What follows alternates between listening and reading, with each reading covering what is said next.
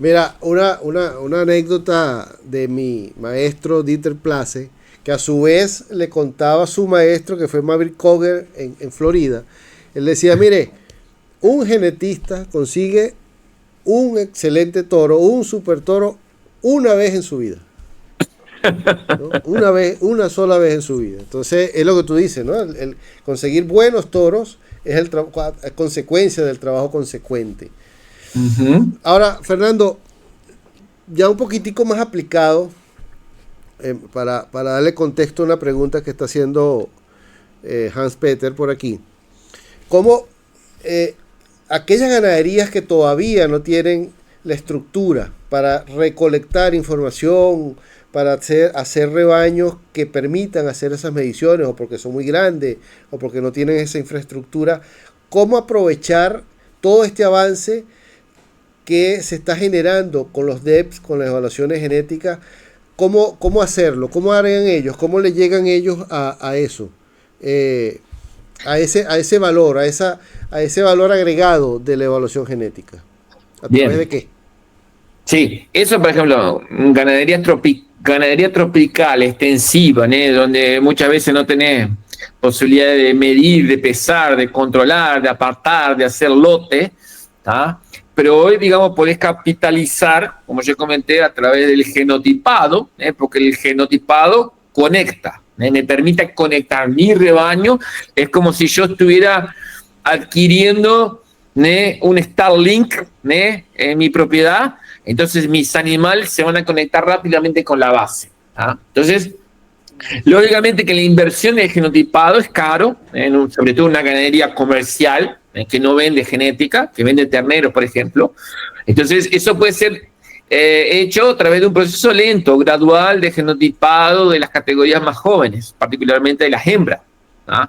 Entonces, el genotipado, digamos, me permite primero tener información de mis vacas, conocer las futuras hembras, las hembras que van a entrar en mi rebaño y que futuramente van a entregar 3, 4 terneros. Entonces, eso tenemos cuenta, datos, basados en datos reales. Digamos que el costo del genotipado se diluye cuando, lógicamente, se utiliza esa información como criterio de decisión de descarte de buenos y malos animales.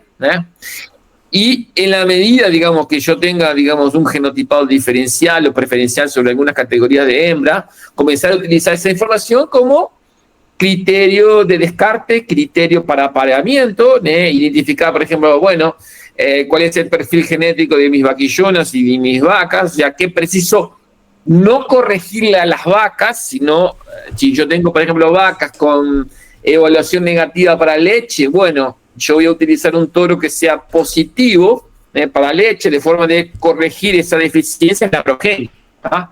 Entonces, eso puede ser a través del genotipado en ganaderías comerciales, de forma gradual, ir conociendo el material que tengo en mi propiedad. Claro, Y a su vez, eso es para aquellos que pueden hacer la inversión del genotipado, pero para estos que pueden hacer el genotipado, más los que no tienen la capacidad o acceso al genotipado, la manera de poder acceder a estos avances es haciendo inversión en semen o en toros con evaluación claro, genética, ¿no? Ya no, exacto. o sea, hoy no tiene sentido decir que vas a mejorar tu ganadería porque son los hijos del toro tal, o porque No. son de genealogía tal, o porque tiene este tipo de conformación que va a dar mejoras en tales características. O sea, eso hoy en día son 200 años de evolución. Eso, Luis, es una conversa de la década del 60. Estoy utilizando tal lineaje y no utilizo la información objetiva, que son las evaluaciones genéticas. Digamos, solamente para decir el tema del lineaje, digamos, si vemos en la raza holandés, ni se comenta, y la raza holandés son 4 o 5 toros que originaron todas las vacas del mundo. Entonces, esa cuestión del lineaje es una conversación antigua, década de 60, 70. Hoy, digamos, el nivel de información, de acceso a información, digamos, conociendo tus vacas y sabes lo que, conociendo tus vacas, cuando digo conocer tus vacas, a través de la evaluación genética, yo puedo saber qué toros utilizar. Eso es otro error, que se comete. Yo primero, generalmente la gente lo que hace es va a la central o ve los toros que están más comúnmente utilizados o más famosos y yo voy a comprar esos toros para utilizar mi propiedad, sin conocer lo que yo preciso mejorar en casa. Entonces, lo primero es conocer las características o aquello que yo preciso mejorar en mi rebaño, o la precocidad, o la leche, o el peso del destete, para después salir a buscar el material que preciso incorporar. Y lógicamente, digamos, eso, el tema de morfología o lineaje, existe un gran confundimiento porque la morfología es importante para saber que el toro tiene 4 patas y tiene capacidad de servicio y no tengo problemas o defectos funcionales importantes. Lo que no se puede confundir el concepto de morfología con productividad. El concepto de morfología con nivel de productividad, digamos, no existen datos, nadie conceptualmente, digamos, no hay embasamiento técnico para hacer ese tipo de afirmación. El animal bonito es el animal productivo. No, es un concepto muy antiguo y que en realidad hoy no tiene más validez, a pesar, digamos, que todavía hay gente que está muy en esa línea de trabajo, de morfología y biotipo. Hay mucha fuerza en eso, ¿no? Que es totalmente subjetivo. Exactamente, totalmente subjetividad total. Mira, Fernando, si yo soy un ganadero o un técnico que comercial, ¿no? Y se me presentan las herramientas del sumario o la consulta pública en la página web de la NSP.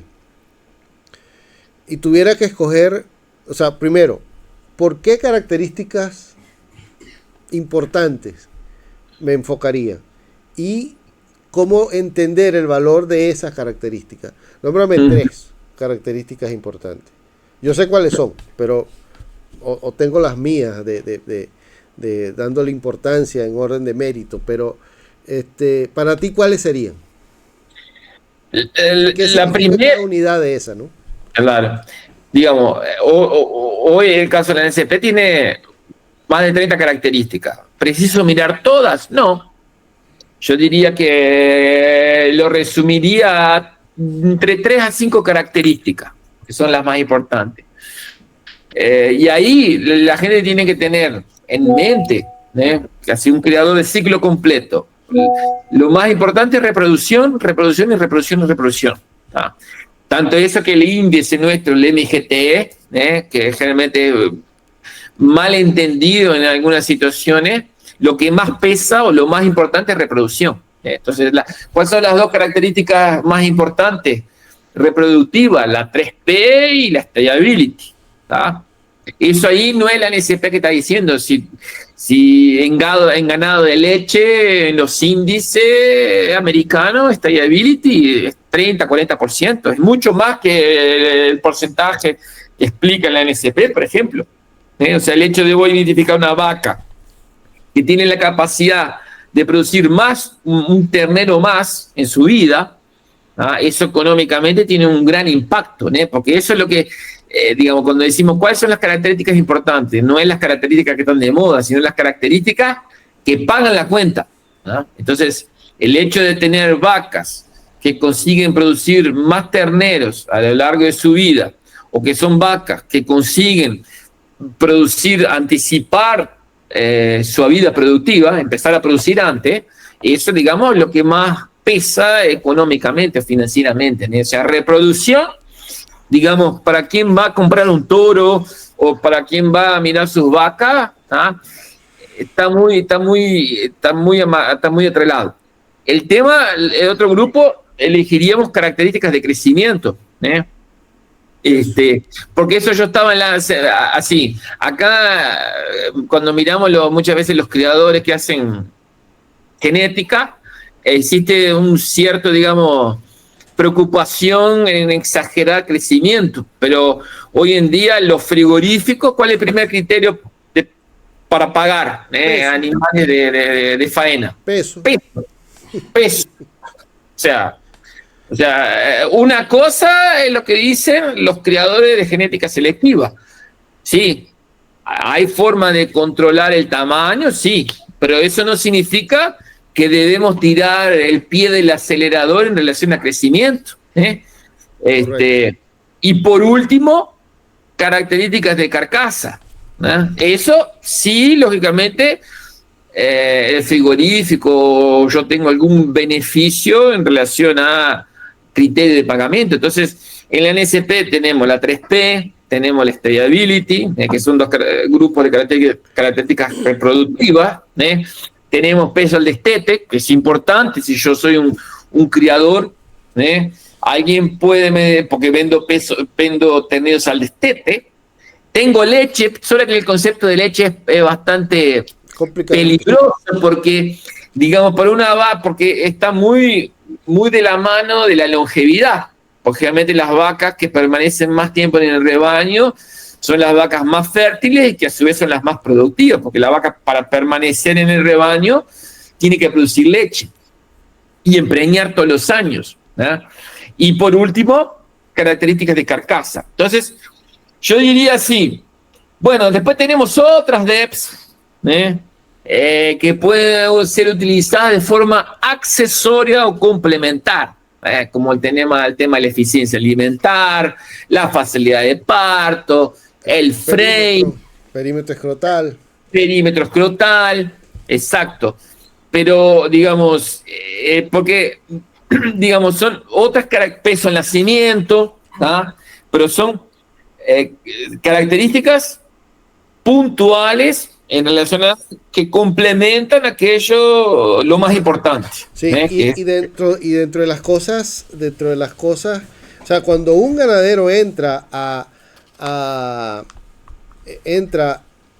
ver toda esta información en el sumario y en la consulta pública, lo mejor es que de todas estas características que estás mencionando, de estos grupos de características que estás mencionando, lo importante es que todas están clasificadas por una categorización que llamas top, ¿no? Y todos los tops se entienden que mientras más esté cercano a cero, es mejor. Cuanto menor, mejor, exacto. Exacto, o sea, va de 0 a 100 y cuanto más cercano a 0, es mejor, ¿no? Y lo importante es eso, ¿no? Que entiendan que más allá del valor del DEP para cada una de estas características, tienes esa nueva herramienta que es el top para poder determinar si un toro realmente es súper mejorador o es muy malo, ¿no?